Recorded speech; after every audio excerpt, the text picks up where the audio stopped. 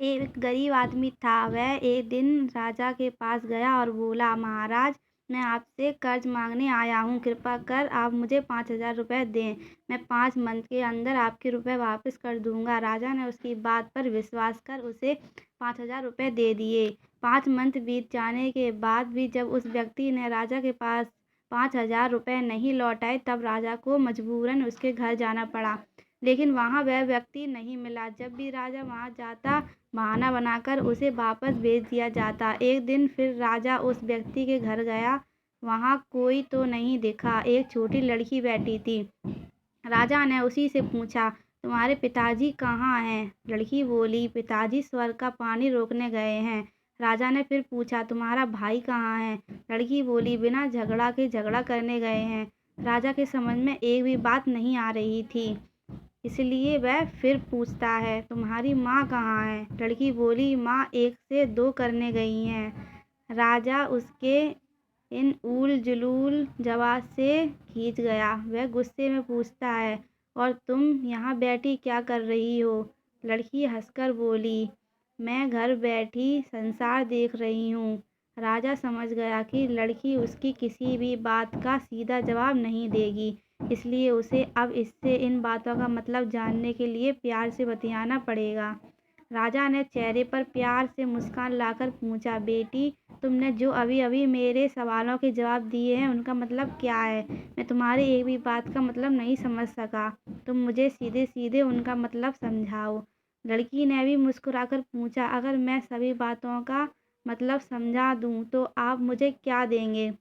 राजा के मन में सारी बातों को जानने की तीव्र उत्कंठा थी। वह बोला, जो मांगोगी वही दूंगा। तब लड़की बोली, आप मेरे पिताजी का सारा कर्ज माफ़ कर देंगे तो मैं आपको सारी बातों का अर्थ बता दूंगी। राजा ने कहा, ठीक है, मैं तुम्हारे पिताजी का सारा कर्ज माफ़ कर दूंगा। अब तो सारी बातों का अर्थ समझा दो। लड़की बोली, महाराज, आज मैं आपको सारी बातों का अर्थ नहीं समझा सकती।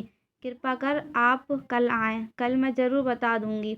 राजा अगले दिन फिर उस व्यक्ति के घर गया। आज वहाँ सभी लोग मौजूद थे। वह आदमी, उसकी पत्नी, बेटा और उसकी बेटी भी। राजा को देखते ही लड़की पूछी, महाराज, आपको अपना वचन याद है ना? राजा बोला, हाँ, मुझे याद है। तुम अगर सारी बातों का अर्थ बता दो तो मैं तुम्हारे पिताजी का सारा कर्ज माफ़ कर दूंगा।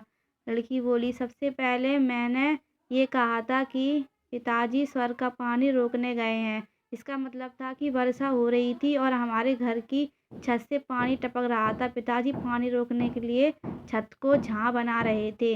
यानी वर्षा का पानी आसमान से ही गिरता है और हम लोग तो यही मानते हैं कि आसमान में ही स्वर्ग है। बस पहली बात का अर्थ यही है। दूसरी बात मैंने कही थी कि भैया बिना झगड़ा के झगड़ा करने गए हैं। इसका मतलब था कि वह रेंगनी के कांटों को काटने गए थे। अगर कोई भी रेंगनी के कांटे को काटेगा तो उसके शरीर में जहाँ तहाँ कांटा गड़ ही जाएगा। यानी झगड़ा नहीं करने पर भी झगड़ा होगा और शरीर पर खरोंचें आएंगी। राजा उसकी बातों से सहमत हो गया। वह मन ही मन उसकी चतुराई की प्रशंसा करने लगा। उसने उत्सुकता के साथ पूछा, और तीसरी चौथी बात का मतलब बेटी? लड़की बोली, महाराज, तीसरी बात मैंने कही थी कि माँ 1 से 2 करने गई हैं। इसका मतलब था कि माँ अरहर दाल को पीसने, यानी उसे 1 का 2 करने गई हैं।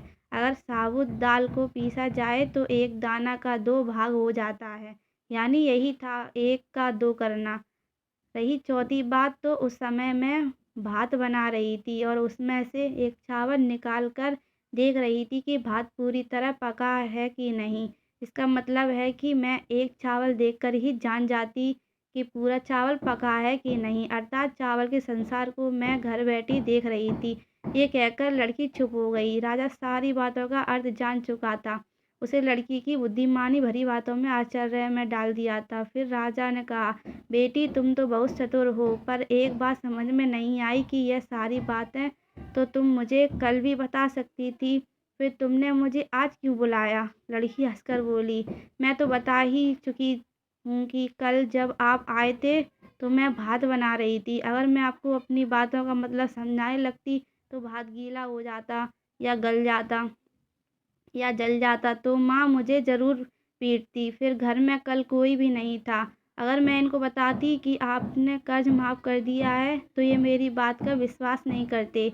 आज स्वयं आपके मुँह से सुनकर कि आपने कर्ज माफ़ कर दिया है, जहाँ इन्हें इसका विश्वास हो जाएगा वही खुशी भी होगी। राजा लड़की की बात सुनकर बहुत ही प्रसन्न हुआ। उसने अपने गले से मोतियों की माला निकाल उसे देते हुए कहा, बेटी ये लो अपनी चतुराई का पुरस्कार। तुम्हारे पिताजी का कर्ज तो मैं माफ़ कर ही चुका हूँ। अब तुम्हें या तुम्हारे घर वालों को मुझसे बहाना नहीं बनाना पड़ेगा। अब तुम लोग निश्चित होकर रहो। अगर फिर कभी किसी चीज़ की ज़रूरत हो तो बेझिझक होकर मुझसे कहना। इतना कहकर राजा लड़की को आशीर्वाद देकर चला गया। लड़की के परिवार वालों ने उसे खुशी से गले लगा लिया। आपको ये कहानी कैसी लगी कमेंट में ज़रूर बताएं। वीडियो को लाइक और चैनल को सब्सक्राइब कर दें।